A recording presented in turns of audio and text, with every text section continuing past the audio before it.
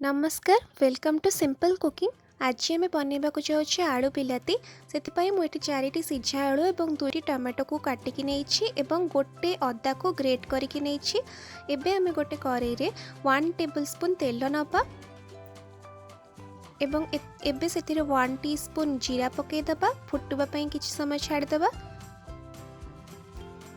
एबे से गोटे कंचा लंका पकईदबा। यापर आम काटिकी रखि टमाटो को पकईदबा एवं अदा मध्य पकईदबा।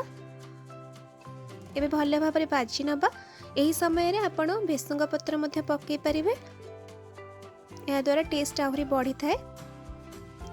टमाटो भल भाव में भाजी हो गला परे आम से सिझा आलू पकईदबा एवं भल भाव में भाजी नबा।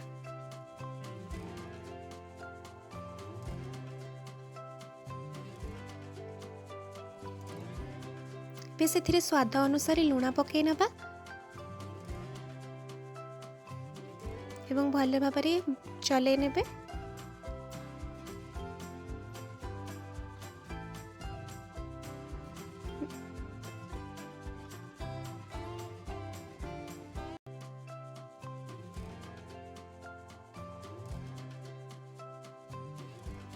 देखो तो आलू भल भाव में भाजी हो गलानी।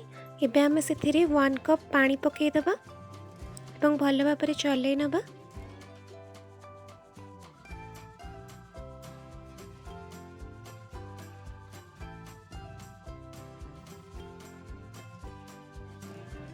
पानी फुटी आसिले आम से 1 टीस्पून भजा जीरा लंका गुंड पकईदबा एवं यह को गोटे मिनिट पई कवर करी नबा।